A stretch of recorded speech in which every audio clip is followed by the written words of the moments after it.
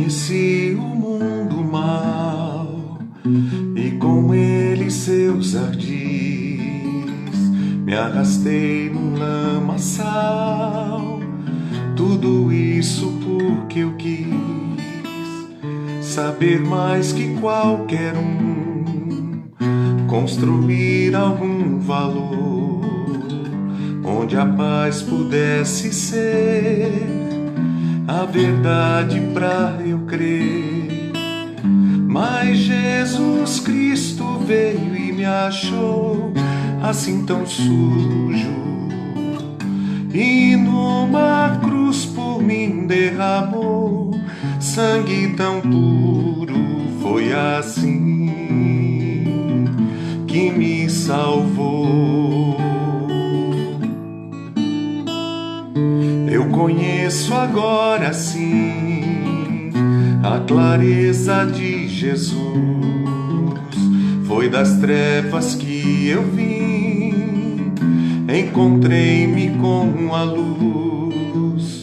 Hoje quero sim saber do meu Mestre Salvador. Quero dar-lhe o meu louvor, eu só nele posso crer. Mas Jesus Cristo veio e me achou assim tão sujo, e numa cruz por mim derramou sangue tão puro. Foi assim que me salvou. Foi assim que me salvou.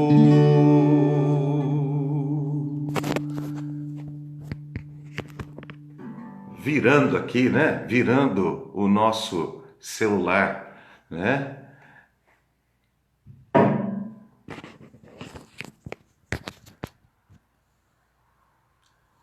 Bom dia a todos os queridos. Estamos aí com algumas questões da configuração, mas nos acertando aqui rapidinho, né, para estar com vocês. Uma bênção poder estar aqui com os irmãos nesta manhã, para compartilharmos da palavra do Senhor, para juntos orarmos ao Senhor, buscarmos a presença do nosso Deus. E de todo o coração espero que estejamos aqui pedindo a Deus, pedindo ao Senhor, para que o Senhor nos dê graça, nos dê a bênção e juntos possamos nos fortalecer em nossa fé, em nossa comunhão, enfim, que o Senhor nos dê a graça de crescermos juntos em nome de Jesus. Eu quero convidar você para uma oração. Feche os seus olhos nesse instante, vamos orar ao Senhor, vamos pedir a Deus que Deus esteja nos guardando, que Deus esteja nos conduzindo e abençoando o nosso país durante todo esse dia, tá bom? Feche os seus olhos, vamos orar juntos. Pai bendito, graças te rendemos, Senhor. Louvamos o teu santo e precioso nome, meu Deus. Tu que és, ó Deus, o Todo-Poderoso. Vem, Senhor, nesse instante, Pai querido. Em nome de Jesus, meu Pai, vem, Senhor, guardar, guiar, Senhor, fortalecer, em nome de Jesus, a todo o teu povo, que o teu santo nome seja engrandecido, Senhor, em nome de Jesus, que o teu santo nome seja glorificado na vida de todos aqueles que nos ouvem agora, e que o Senhor, meu Deus amado, seja sempre, Senhor, o nosso farol a nos guiar nos dias mais difíceis, pois tanto carecemos da tua luz, meu Deus bendito. Em nome de Jesus. Amém. Amém. Queridos, Jesus Cristo disse: eu sou a luz do mundo. Aquele que me segue jamais andará nas trevas, pelo contrário, terá a luz da vida. Uma música do nosso irmão Jorge Camargo que fala sobre Jesus Cristo ser o nosso farol.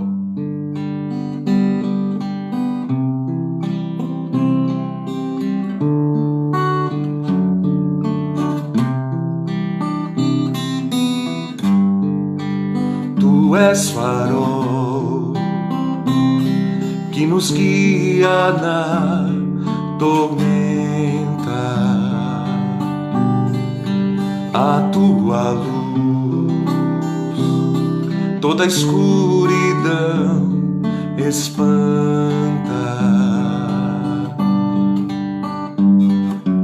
Pode o mar bravio, com suas fortes ondas, tentar em vão nos afogar. Ou mesmo a noite fria, lançar-nos densas trevas, para impedir-nos de enxergar. Senhor, sabemos que Tu jamais nos deixarás sozinhos, entregues à nossa própria sorte. Não abandonarás, nem desampararás aqueles que somente em Ti confiam. Senhor, sabemos que Tu jamais nos deixarás sozinhos, entregues à nossa própria sorte. Não abandonarás, nem desampararás aqueles que somente em Ti confiam. Das Tuas mãos recebemos o alimento.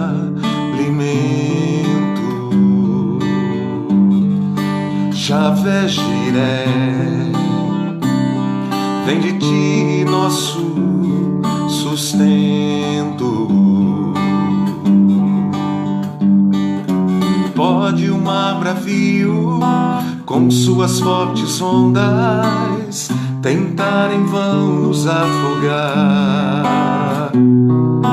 Ou mesmo a noite fria, lançar-nos densas trevas, para impedir-nos de enxergar. Senhor, sabemos que Tu jamais nos deixarás sozinhos, lançados à nossa própria sorte. Não abandonarás, nem desampararás aqueles que somente em Ti confiam. Senhor, sabemos que Tu jamais nos deixarás sozinhos, lançados à nossa própria sorte. Não abandonarás, nem desampararás aqueles que somente em Ti confiam. Tu és farol que nos guia na tormenta.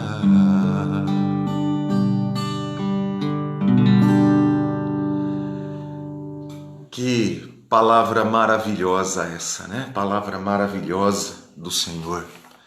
Ele nunca nos abandonará, jamais nos deixará. Isso é uma bênção, nós podermos ter esta certeza no nosso Senhor. Ele jamais nos deixará sozinhos. E essa é uma palavra muito importante para aqueles que nesse instante estão sofrendo.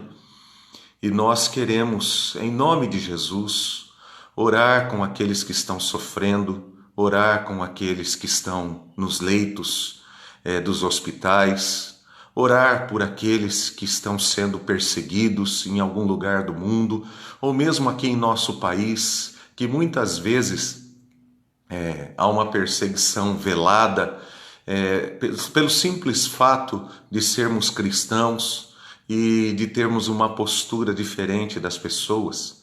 Isso traz com toda certeza perseguição também e sofrimento a muitos. Orar por aqueles que estão desempregados, né? E que precisam tanto do Senhor nesse instante, da graça bendita do Senhor a sustentá-los. Vamos orar, queridos? Feche os seus olhos, vamos falar com o nosso Deus. Pai bendito, em nome do Senhor Jesus Cristo, aqui estamos, Senhor meu Deus, diante de Ti, E em nome do Senhor Jesus, Pai, eu te peço que o teu Espírito Santo esteja, ó Pai querido, nesse instante, visitando, Senhor, todos os que estão no leito de enfermidade, seja em seus próprios lares, seja num hospital. Ó Pai querido, visita cada um dos que sofrem agora, Senhor. Pedimos a Ti, pedimos pelos nossos irmãos na fé, irmãos amados que estão sofrendo por enfermidades, ou mesmo, ó Deus, aqueles que estão sofrendo por luto. Pedimos que o Senhor os console em nome do Senhor Jesus Cristo. Pai querido, também oramos em nome de Jesus, pela vida daqueles que estão sendo perseguidos no seu trabalho, perseguidos, ó Deus, de maneira cruel, de maneira injusta, opressiva, Senhor.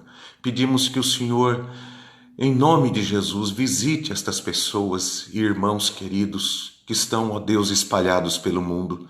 Vem trazer consolo e conforto espiritual e coragem a estes amados irmãos, para que se mantenham firmes nos caminhos do Senhor. Pai querido, também oramos, ó Pai, por aqueles que estão desempregados. Há tantos desempregados no nosso país e também pelo mundo afora. Que essa pandemia trouxe, ó Deus, consigo essa tristeza, outra tragédia tão grave que é o desemprego. Pedimos, Pai, pela vida de todas as autoridades constituídas pelo mundo, que o Senhor tenha misericórdia das nossas autoridades, dando-lhes sabedoria, concedendo-lhes, ó Deus, compaixão, misericórdia no coração deles, para que olhem, ó Deus, para esta situação e possam, Senhor, com a direção do Senhor, com a sabedoria que vem de Ti, tomarem as melhores providências, Pai. Oramos também para que o Senhor tenha misericórdia de nós e nos livre desta pandemia, Senhor. Nos livre deste contágio e vem, Senhor meu Deus, trazer saúde nesses tempos de enfermidade. Ó Pai bendito, nós tudo lhe entregamos, confiados na Tua graça e no Teu amor. Nós oramos agradecidos, ó Deus, e pedimos mais. Fala conosco agora através do estudo da Tua palavra, em nome do Senhor Jesus Cristo. Amém, Pai. Amém.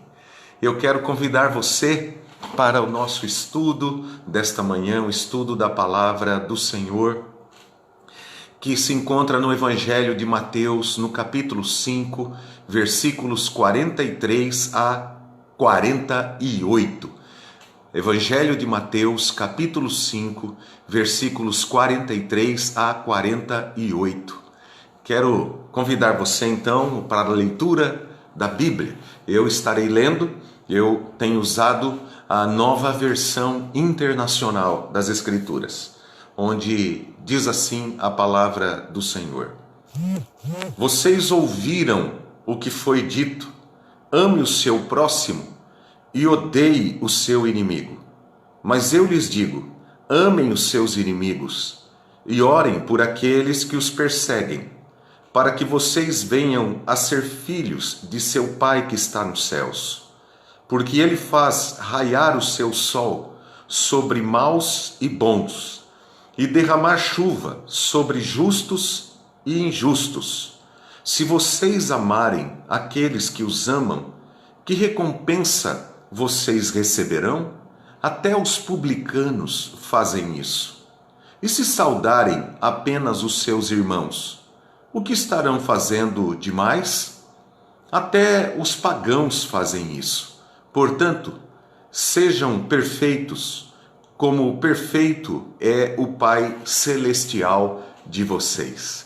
Glórias a Deus por esta porção bendita da sua palavra, e a minha oração é para que esta palavra venha edificar a vida de todos nós nesta manhã, em nome do Senhor Jesus Cristo.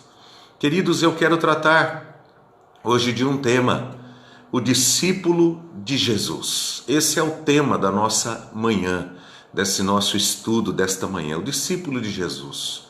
O que significa ser um discípulo de Jesus? que significa ser um cristão? O que você diria se alguém lhe perguntasse isso? Me defina o que é ser um discípulo de Jesus. Me defina o que significa ser um cristão. Já que nós vivemos num país que é denominado um país cristão, é considerado inclusive um dos maiores países cristãos do mundo. Um dos maiores países cristãos do mundo. Então, o que significa ser um cristão? Será que nós estamos fazendo jus àquilo que nos denominam como cristãos? Será que eu sou verdadeiramente um discípulo de Jesus? Será que eu sou verdadeiramente um cristão? Como é fácil confundir religiosidade com o seguir a Cristo. Alguém pode ser temente a Deus, pode ser uma pessoa muito religiosa e ainda assim não ser um discípulo de Jesus, não ser um seguidor de Jesus Cristo. Eu quero citar apenas 2 casos aqui da Bíblia Sagrada. Em Atos capítulo 10, nós temos ali o registro de um homem chamado Cornélio, que era temente a Deus, que era um homem que dava muitas esmolas aos pobres, ajudava os pobres, era temente a Deus, mas diz a Bíblia Sagrada que ele não conhecia Jesus, até que Jesus envia à casa de Cornélio o apóstolo Pedro, para que ali Pedro pregue a palavra, o evangelho de Jesus Cristo, e Cornélio então recebe o Espírito Santo e se torna verdadeiramente um cristão e é batizado e assim inserido no corpo de Cristo, que é a igreja. Também no livro de Atos, no capítulo 16, nós temos o registro ali de uma mulher chamada Lídia, que era uma comerciante. E diz a Bíblia Sagrada que ela era também uma mulher temente a Deus. Contudo, ela não era uma seguidora de Jesus, não era um discípulo do Senhor Jesus Cristo. Até que o apóstolo Paulo, que está passando por aquela região e prega o evangelho de Cristo a ela e outras mulheres que estavam ali junto com ela, e o coração dela é aberto pelo poder do Espírito Santo de Deus.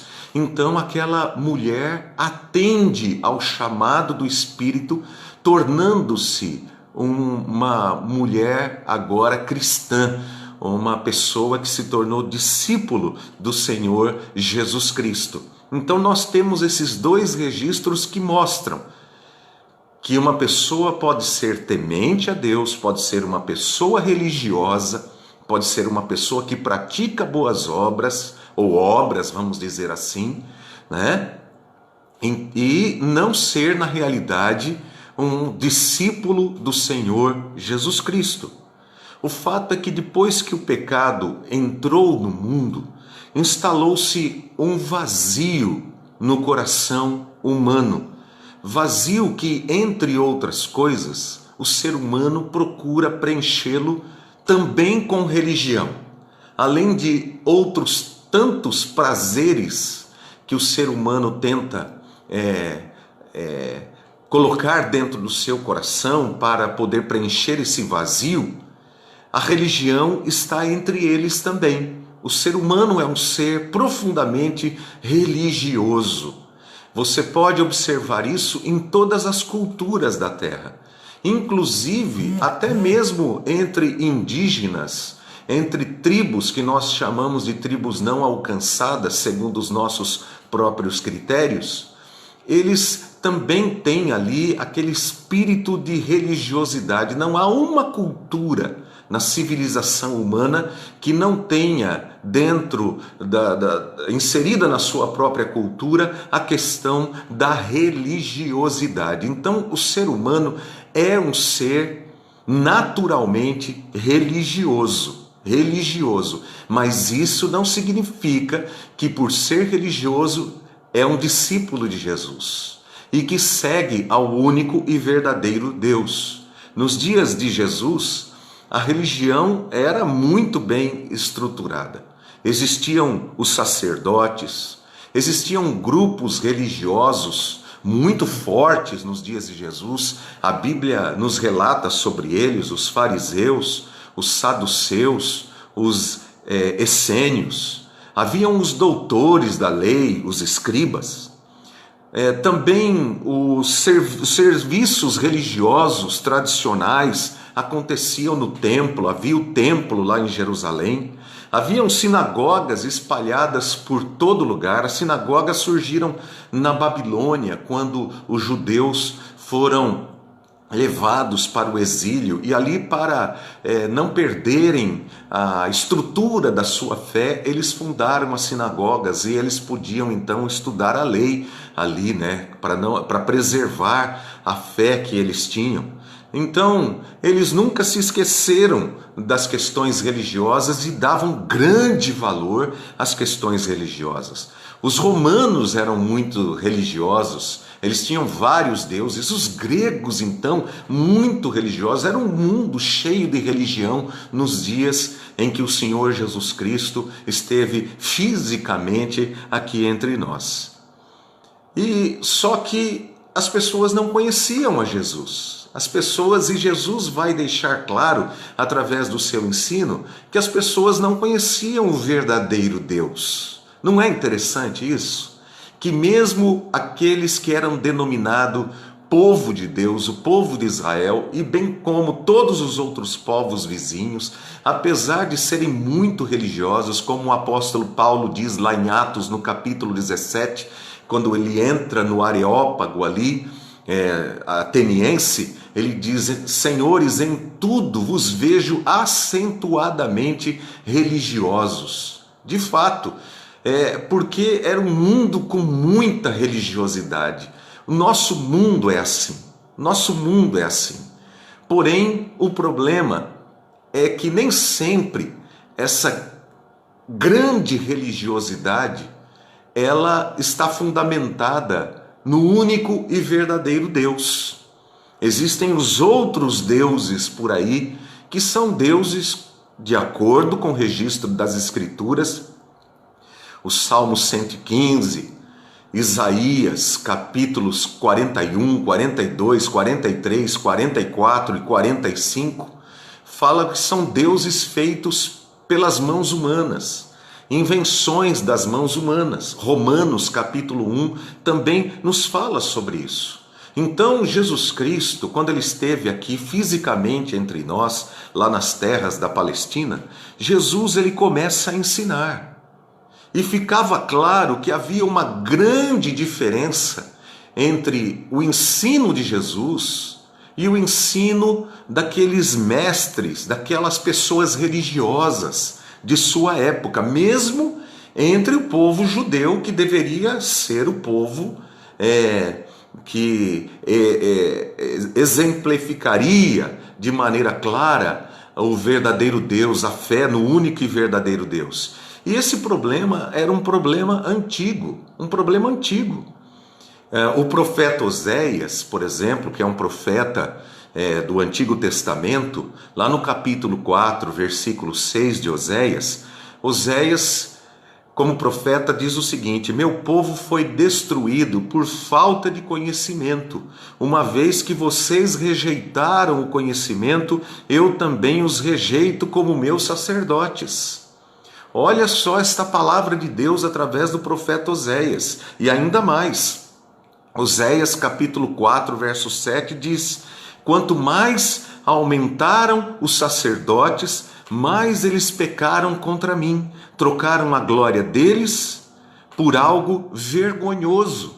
Então, já desde os dias do profeta Oséias, capítulo 4, versículos 6 e 7, desde os dias do profeta Oséias, e muito antes disso ainda, se formos um pouco mais atrás, o povo havia se afastado do único e verdadeiro Deus, exatamente porque aqueles que deveriam ensinar o caminho certo, a palavra verdadeira desse Deus único, estavam ensinando outras coisas, não estavam ensinando a lei do Senhor, não estavam ensinando os mandamentos de Deus ao povo. Não, eles não estavam. Por quê? Porque eles próprios haviam se afastado de Deus e da lei do Senhor. E com isso, o povo começou a padecer no seu relacionamento com Deus e se tornou presa fácil dos falsos mestres, dos falsos profetas, dos falsos apóstolos, enfim, de todos aqueles que são falsos e que se utilizam do nome de Deus para enganar as pessoas e faz com que estas pessoas acabem sendo vítimas do falso ensino que eles trazem. Isso mostra que o problema que existia e existe até hoje não é a falta de sacerdotes, não é a falta de religião, não é a falta de templos religiosos, como nós temos em nosso país. Não há falta de templos religiosos se formos observar no nosso país. Há templos de tudo quanto é denominação religiosa e de várias e diversas religiões. Mas eu estou aqui especificamente para falar sobre o cristianismo. Eu não estou aqui para falar das outras religiões. Estou aqui para pensar com você em termos do cristianismo. Então a minha pergunta é a seguinte: por que o cristianismo que vemos hoje é tão diferente de Cristo?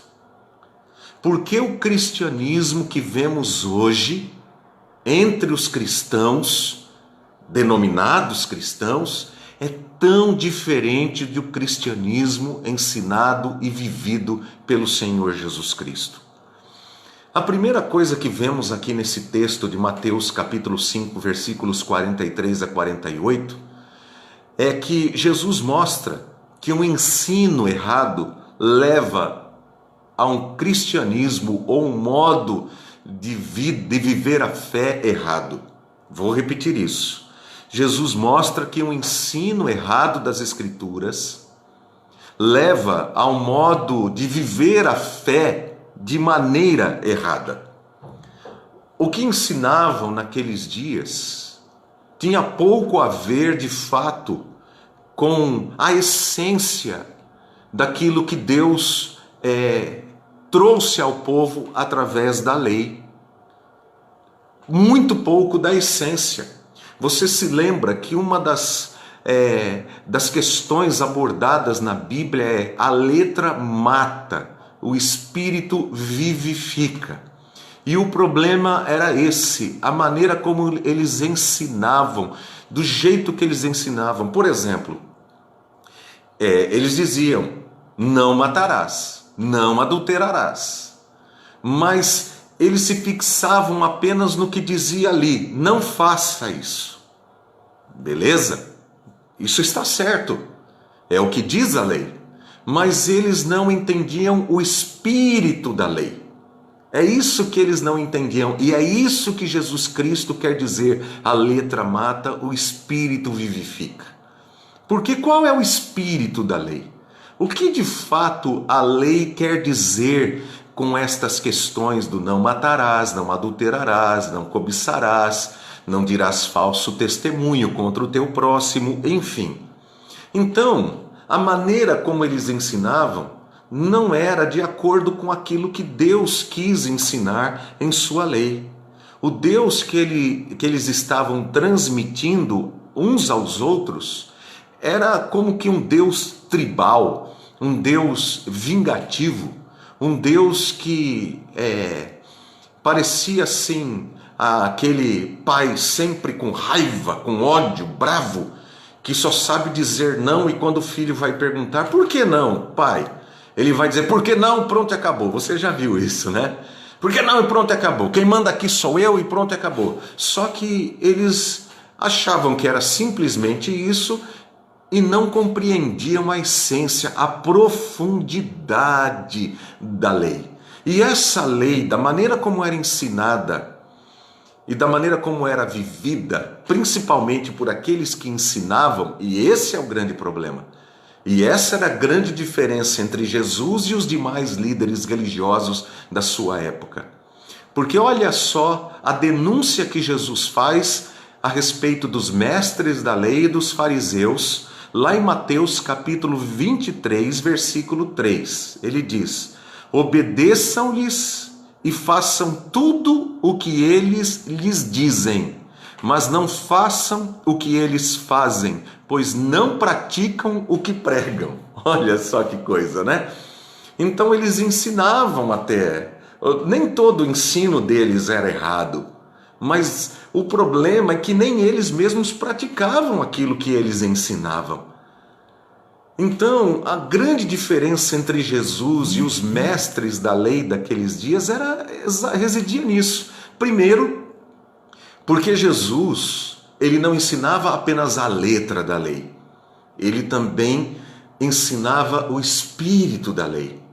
E mais do que isso, Jesus praticava aquilo que ele ensinava. As pessoas ficavam muito impactadas com Jesus exatamente porque ele pregava, ensinava, mas ele também vivia aquilo que ele ensinava. Ou seja, ao olharem para Jesus, viam o exemplo exato daquilo que ele ensinava para todos aqueles a quem ele ensinava, destinava o seu ensino. O ensino que recebiam, no caso do povo, o ensino que eles recebiam dos fariseus e dos mestres da lei, dos demais religiosos, dos sacerdotes, enfim, levavam-os a serem sectários, alimentavam o ódio no coração pelos outros povos que não eram judeus e não reconheciam naqueles fora da sua própria comunidade seres humanos criados à imagem e semelhança de Deus. Então eles eram extremamente preconceituosos, intolerantes e nutriam ódio pelas pessoas. Então, aos meus irmãos, amor; aos de fora, cara fechada, né? Atitudes assim, passar de largo. Você se lembra da parábola que Jesus conta quando alguém pergunta: quem é o meu próximo? Quem é que Jesus utiliza na parábola para representar aqueles que passaram de largo?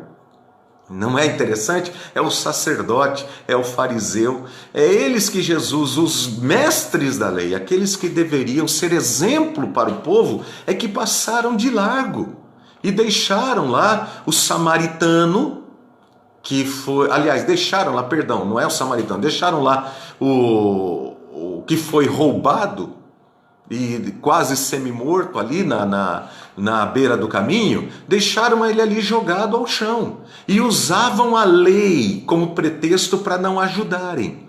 Enquanto que veio um samaritano, um certo samaritano, parou e ajudou aquele homem.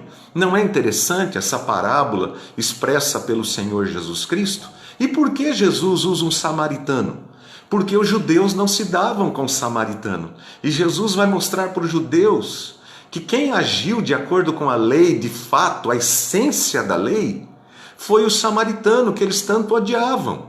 Enquanto que eles, que eram os guardiões da lei, né, usaram a lei de maneira errada, para não ajudar, para não abençoar a vida daquela pessoa que estava ali,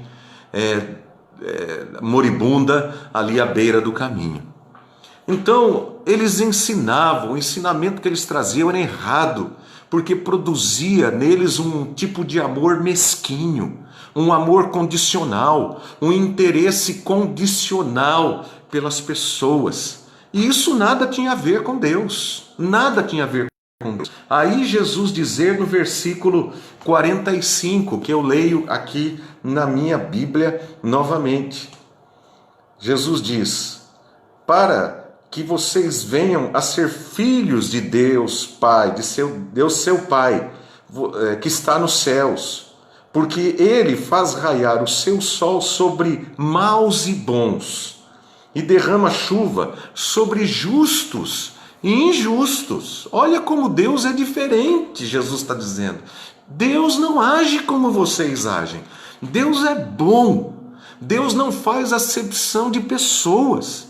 Ele trata bem a todos, sem distinção alguma, até mesmo aqueles que são declarados inimigos de Israel.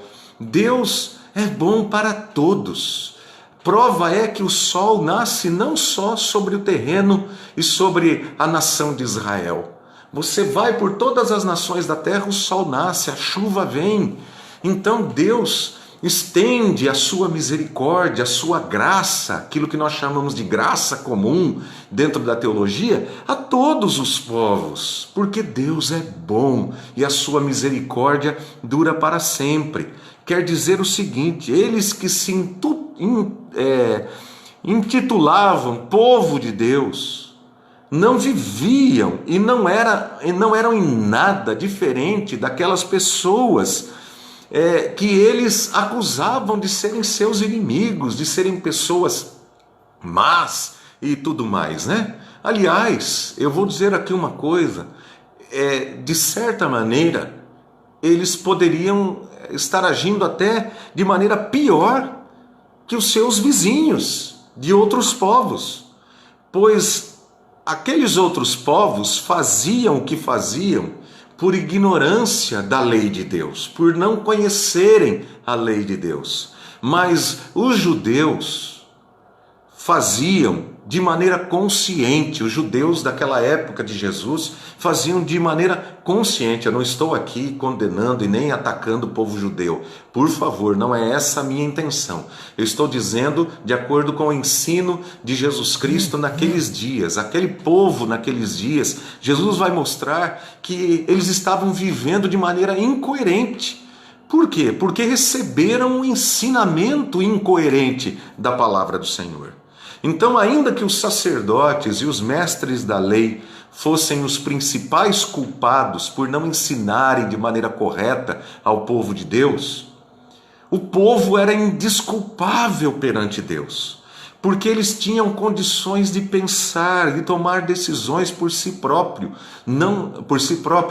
Não é à toa que mesmo entre aquelas pessoas você vai ter um Simeão, você vai ter uma mulher ali que sempre estava no templo adorando a Deus, chamada Ana. Você vai ter Zacarias, você vai ter Maria, você vai ter José, você vai ter uma série de pessoas do povo que eram pessoas tementes a Deus, que procuravam servir a Deus e tinham uma vida diferente dos sacerdotes e da grande maioria do povo, exatamente porque eles pensavam, eles não somente recebiam a mensagem, mas eles refletiam. Irmãos, não importa quem pregue, quem esteja falando, nós temos que ser como os cristãos de Bereia, lá de Atos, no capítulo 17, quando o apóstolo Paulo lhes pregava a palavra, eles não engoliam a seco aquilo que Paulo pregava, como se, é Paulo que está falando, então está tudo certo. Não é assim. Não é assim. O que eles faziam?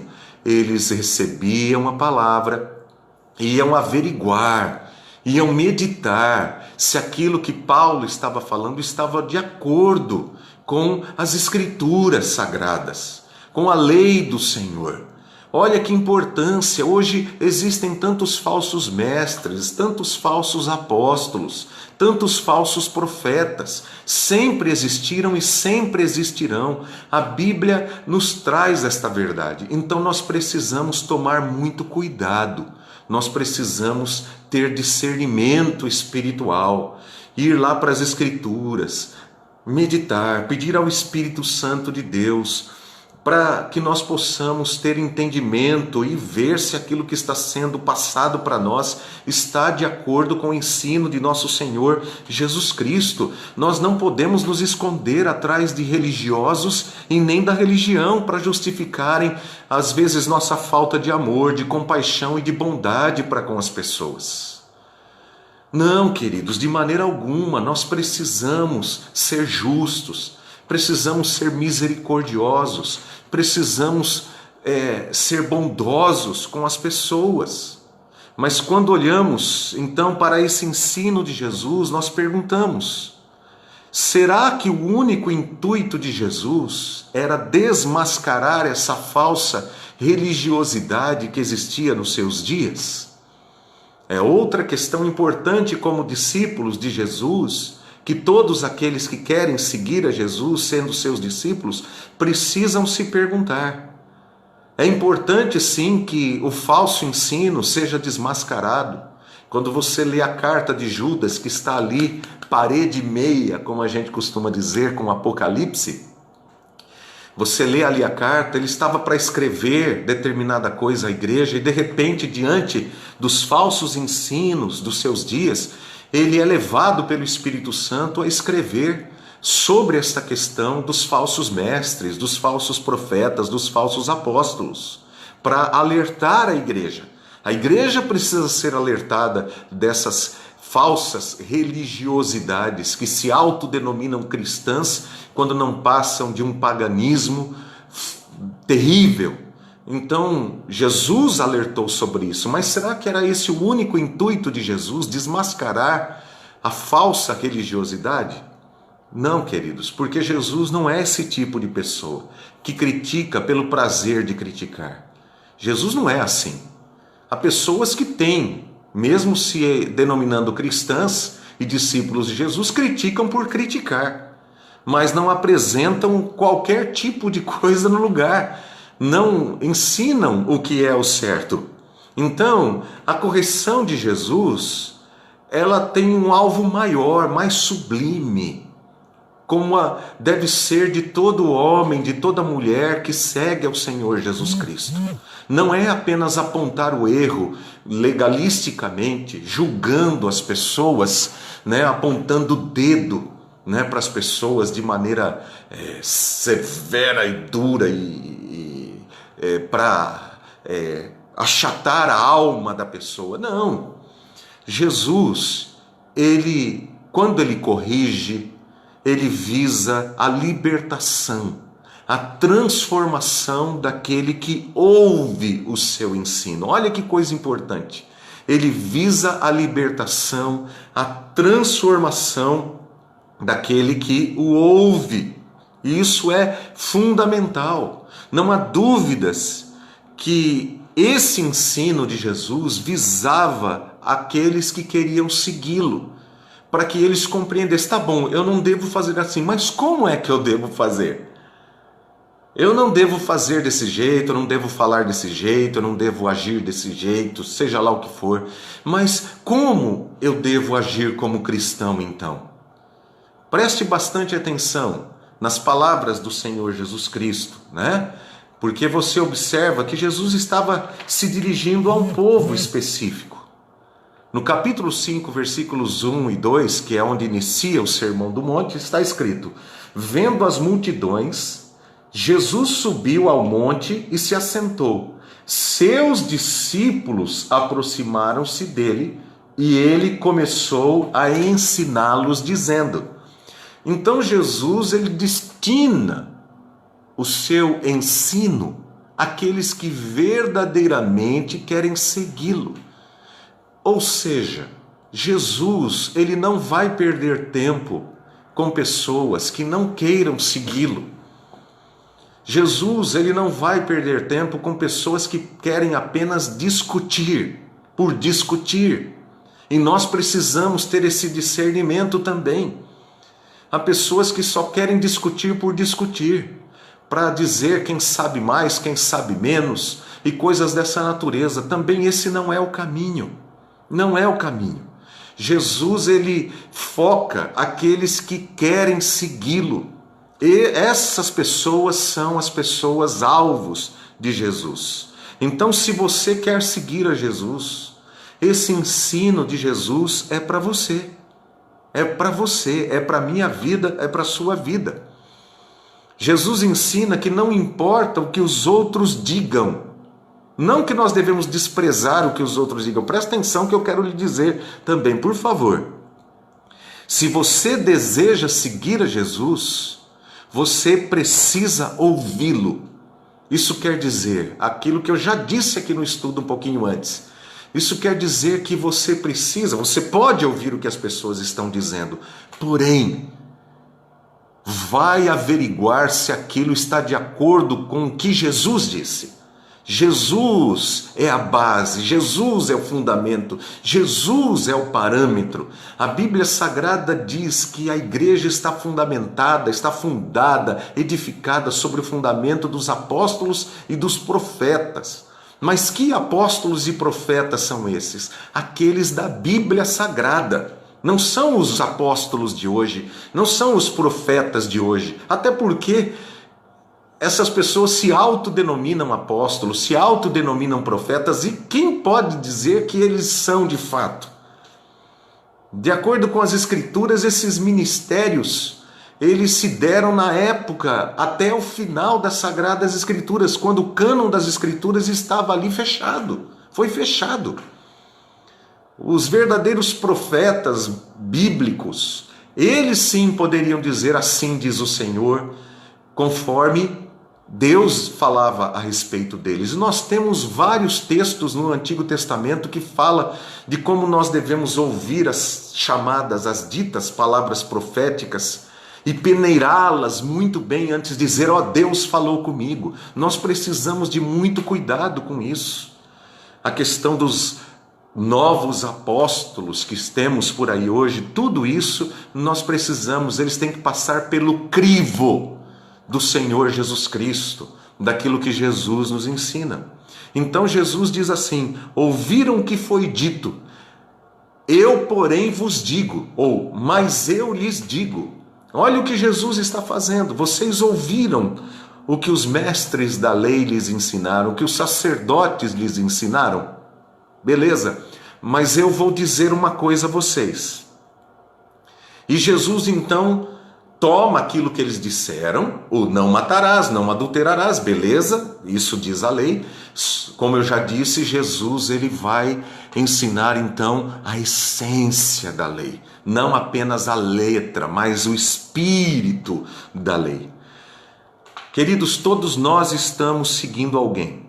Pode ser a voz dos nossos pais, pode ser a voz dos nossos professores, pode ser a voz dos nossos caciques políticos aí, né, dos nossos partidos políticos, pode ser a voz do namorado ou da namorada, pode ser a voz de um pensador, né, de um amigo, de um artista que nós gostamos muito. Mas Jesus vai dizer o seguinte: se você quer me seguir, você vai ter que olhar para a vida e olhar para tudo que você ouve e passar pelo crivo da minha palavra. Tudo isso tem que passar pelo crivo da minha palavra. Não é o que os outros dizem que vai fazer de você meu discípulo, mas é o que eu estou lhe dizendo que vai fazer de você meu discípulo, diz o Senhor Jesus Cristo. Em João capítulo 10, Evangelho de João capítulo 10, versículo 27, Jesus diz: as minhas ovelhas ouvem a minha voz, eu as conheço e elas me seguem.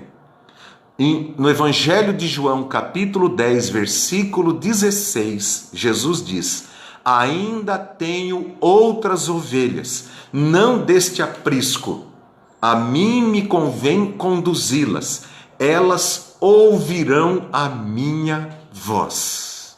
A minha voz.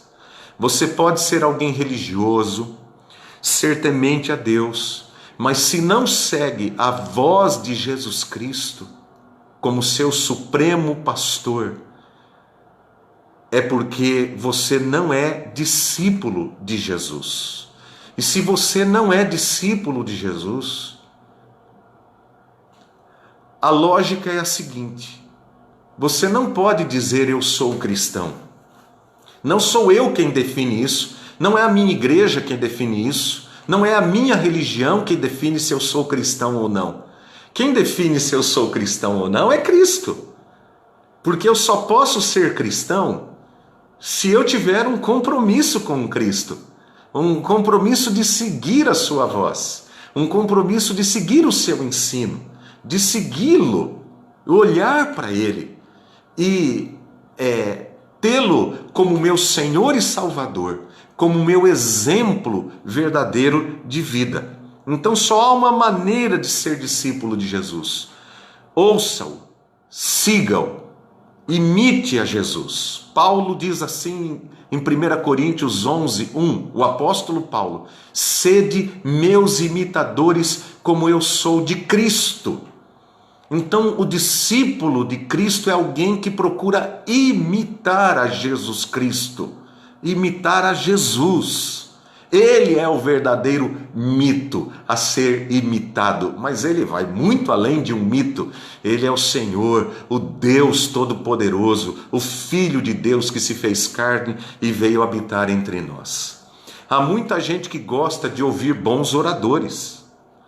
E não há nenhum problema, nós temos grandes oradores em nossos dias, tanto cristãos quanto não cristãos, grandes oradores, professores que estão por aí falando, inclusive, nas redes sociais.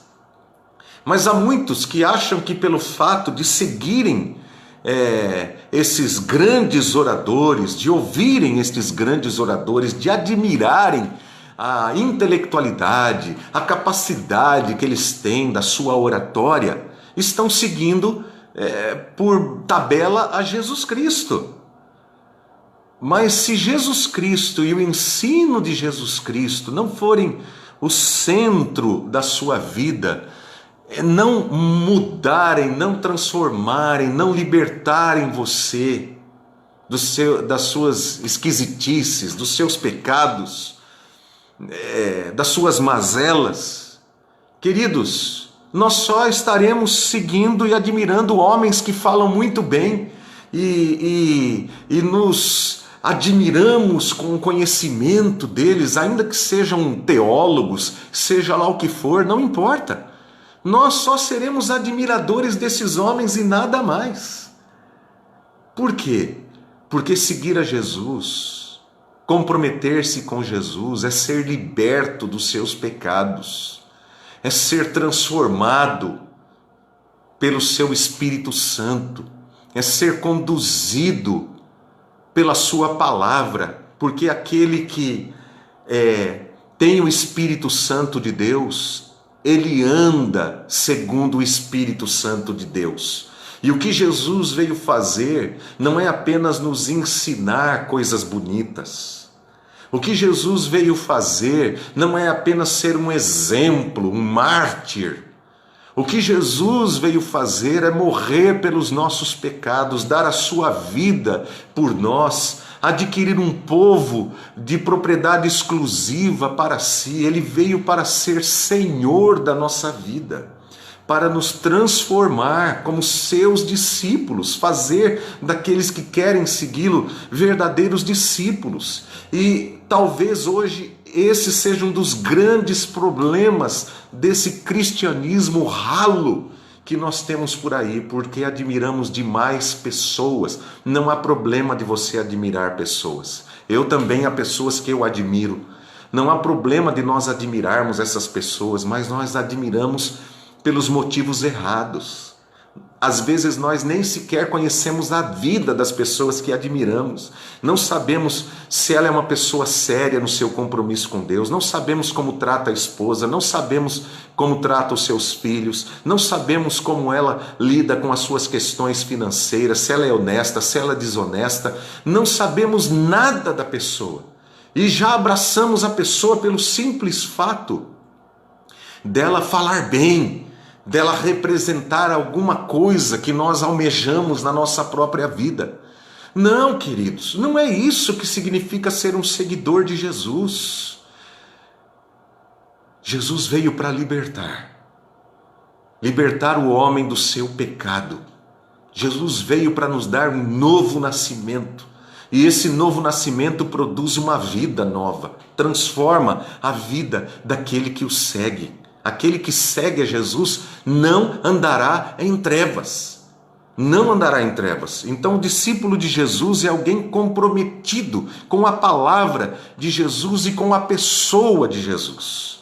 E aí Jesus vai ensinar que o discípulo comprometido com a sua palavra tem a sua vida transformada, identificada com a vida de seu Pai. Eu vou ler novamente os versículos 44 e 45, que diz assim: Mas eu lhes digo, amem os seus inimigos e orem por aqueles que os perseguem, para que vocês venham a ser filhos de seu Pai que está nos céus.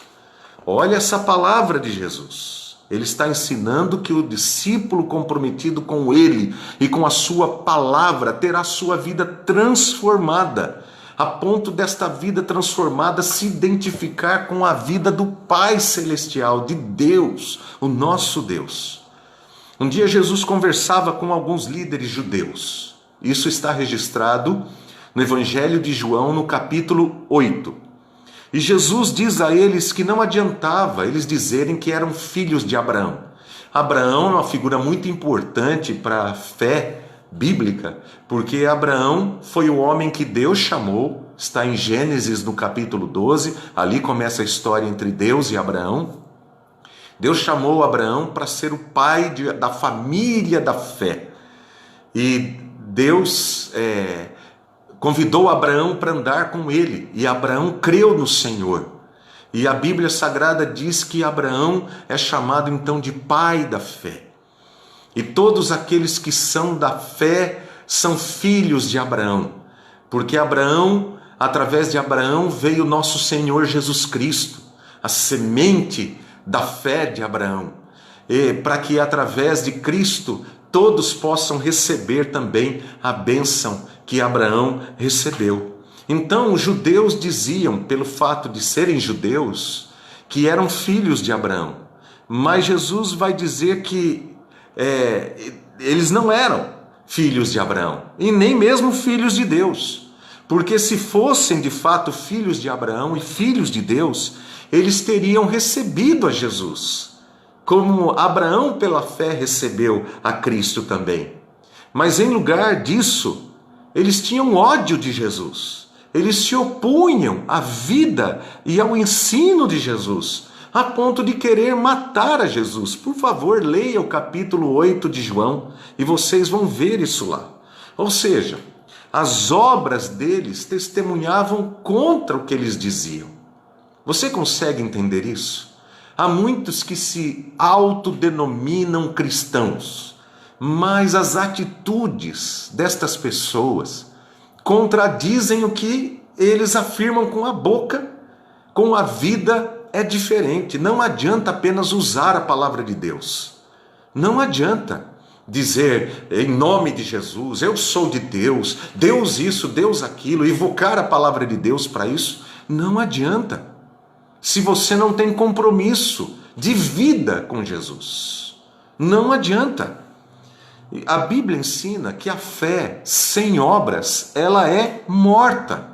Então a nossa maneira de ser, de viver, de tratar as pessoas, revela se amamos ou não a Jesus. Por quê? Porque os mandamentos de Deus são claros. Os mandamentos de Deus nos ensinam que nós devemos amá-lo acima de todas as coisas e amar o nosso próximo como a nós mesmos. Olha, por favor, aí o que Jesus ensina nos versículos 46 e 47.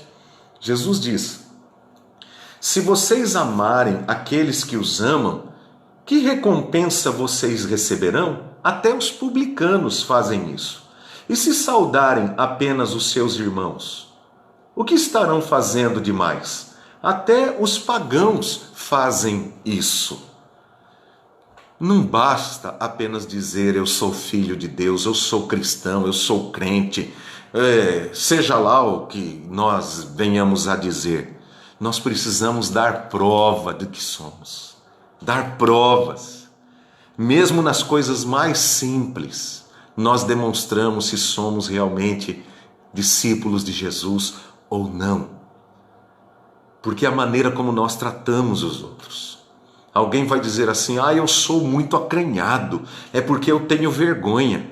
Sabe qual é o problema disso? É colocar o eu na frente de Deus.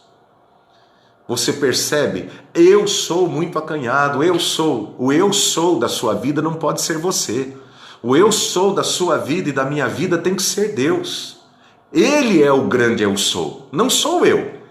E eu me submeto a Jesus exatamente para que a luz dele brilhe sobre a minha vida. Ele diz: eu sou a luz do mundo. E nós somos luz exatamente por causa do nosso compromisso. Nós refletimos através da nossa vida o compromisso e a vida que nós temos com Jesus. Então o eu sou, que é Cristo, vai brilhar através da nossa própria vida. Aí o discípulo de Jesus, aquele que ama Cristo, aquele que ouve a sua palavra, ele mortifica o eu, conforme ensina o apóstolo Paulo em Colossenses no capítulo 3, em Efésios no capítulo 5, em Gálatas no capítulo 5. Ele vai mortificar o eu para que Deus apareça. Como disse João Batista, convém que ele cresça, eu diminua. Convém que ele cresça e que eu diminua. A maior alegria do discípulo é quando alguém lhe diz o seguinte: você é cristão, né? E daí a pessoa, o cristão diz à pessoa: como que você sabe? Porque você é diferente, o seu modo de ser, o seu jeito de falar, o seu jeito de agir, o seu jeito de tratar as pessoas é diferente. Você é uma pessoa amorosa, você é uma pessoa que tem compaixão, você é uma pessoa bondosa, você é uma pessoa que perdoa os outros, você é uma pessoa justa, você é uma pessoa íntegra, você é uma pessoa que não fala mal das pessoas, pelo contrário, você está sempre falando bem das pessoas, você está sempre agindo como um reconciliador, como um pacificador. Eu vejo que você encarnou na sua vida aquilo que Jesus ensina. Você é um discípulo de Jesus. Ah, irmãos, como isso é maravilhoso quando as pessoas olham para nós e veem Cristo em nossa vida. Eu vou repetir algo que eu já disse aqui várias vezes. Em Atos, no capítulo 11, quando os cristãos ali, os crentes, os discípulos de Jesus, ali em Antioquia, estavam vivendo verdadeiramente a palavra do Senhor, as pessoas que olham para eles, os não discípulos de Jesus, é que olham para eles e dizem: eles são cristãos. Não foram eles que se auto-intitularam cristãos, mas as pessoas, ao olharem para eles, ao verem a maneira deles serem, deles agirem, deles tratarem as pessoas, viram que eles eram de fato as pessoas comprometidas com Jesus Cristo. Jesus ensina então que o discípulo faz da busca pela perfeição o alvo da sua vida. O versículo 48 diz: portanto sejam perfeitos como perfeito é o Pai Celestial de vocês. De fato, a vida do discípulo, o alvo do discípulo, aquilo que foi estabelecido por Deus é alto. O padrão bíblico é alto. Por isso que a palavra do Senhor diz que os pensamentos e os caminhos de Deus são mais altos do que os nossos caminhos. Porque o alvo de Deus para nós é Cristo. Cristo é a perfeição. Cristo é o alvo. Cristo é a verdadeira maturidade. É isso que vai nos ensinar a palavra do Senhor. E essa perfeição não tem a ver com ficar olhando para os outros e nos comparando aos outros, nos medindo pelos outros. Não. O objetivo aqui é que nós aprendamos, olhando para Jesus, o Filho de Deus perfeito, e seguindo a Jesus Cristo como seus discípulos, nós possamos aprender com Ele, com o poder do Seu Espírito Santo que atua em nós, porque pela nossa própria capacidade nós não conseguimos, mas pelo poder do Espírito que vai agindo em nós, nós busquemos esse alvo de Deus, esse compromisso diário com a vontade, com a palavra de Deus, e como Cristo fazer aquilo que agrada ao Pai, não que agrada a nós mesmos. Isso faz o discípulo uma pessoa profundamente consciente de si mesma, dos seus pecados, das suas fraquezas. Ele entende, como o apóstolo Paulo, que mesmo chegando ao fim da sua vida, um homem da envergadura de Paulo, um homem tão crente, tão cristão, tão discípulo de Jesus, ele próprio vai chegar ao final da sua vida e ele vai dizer: eu não atingi a perfeição, mas eu prossigo para o alvo. O alvo é a perfeição, o alvo é Cristo. Então o discípulo de Jesus, ele tem consciência, ele é humilde para reconhecer a sua incapacidade de ser o que Deus quer que ele deseje, que ele quer que ele seja. O discípulo tem consciência disso. É por isso que o discípulo ele se entrega a Cristo, porque ele sabe que sua condição espiritual é nula. Então ele confia inteiramente na graça de Deus através de Jesus Cristo, no sacrifício redentor de Cristo em seu favor. Ele é uma pessoa que diariamente ele confessa os seus pecados, não religiosamente, mas conscientemente, como alguém que ao caminhar nessa vida suja os seus pés diariamente e precisa ter os seus pés lavados diariamente. Quando ele é confrontado por Deus com os seus pecados, ele confessa os seus pecados para ser lavado, para ser purificado pelo Senhor. Ser discípulo de Cristo é estar escondido nele, é estar escondido em Cristo. Quando eu era criança e eu me sentia com medo, eu corria para perto do meu pai e me agarrava nas pernas do meu pai, né? Ele era grandão e eu pequenininho, eu me agarrava ali nas pernas dele, né? Por quê? Porque eu sabia que ele me traria segurança, ele era o meu pai, né? E ser discípulo de Cristo é se agarrar na perfeição de Cristo, na santidade de Cristo, no amor de Cristo, no perdão de Cristo, porque Cristo é a nossa vida. Cristo é a nossa vida. Então nós nos agarramos nele como Senhor e Salvador da nossa vida, porque nós sabemos que a ira de Deus não recai sobre nós, porque recaiu sobre Cristo. A justiça de Deus contra os nossos pecados recaiu sobre Cristo e não sobre a nossa própria vida. Então eu me escondo ali, debaixo dos braços do meu Senhor, do meu Salvador Jesus Cristo, porque eu tenho plena convicção dos meus próprios pecados e de quem eu sou. Eu sou um discípulo, eu estou em formação, eu sou uma obra ainda inacabada.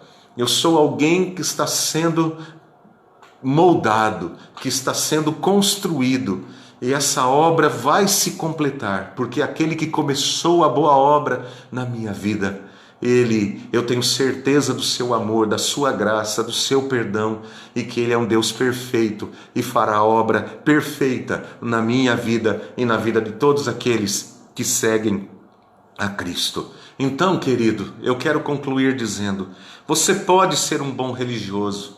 Existem muitos bons religiosos pelo mundo, muitos. Mas será que você é discípulo de Jesus? Será que você já entregou a sua vida a Jesus? Nenhum religioso somente entrará nos céus. Nossa religião não nos dará direito de entrar no céu.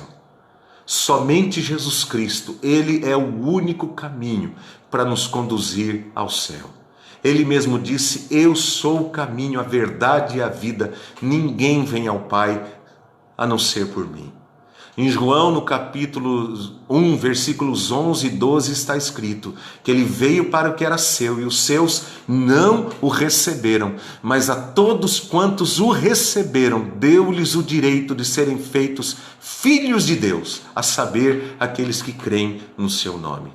Todo o nosso conhecimento teológico, filosófico, sociológico e de todas as mais disciplinas da vida são importantes, mas não nos conduzirão ao céu, não nos salvarão. Toda religiosidade é boa, porque a religiosidade é a tentativa humana de fazer o bem aos homens, mas elas não podem nos salvar. Somente Jesus Cristo E essa fé em Jesus Cristo não é uma fé fria, não é uma fé que apenas atinge o meu intelecto. A fé em Jesus Cristo é transformadora, é libertadora.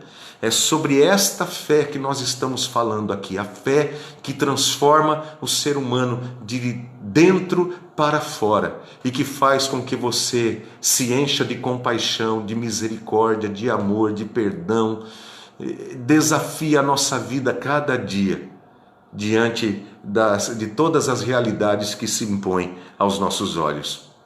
Então, o discípulo de Jesus é alguém que está comprometido integralmente com a voz de Jesus. Quando Jesus diz não, ele sabe por que Jesus está dizendo não.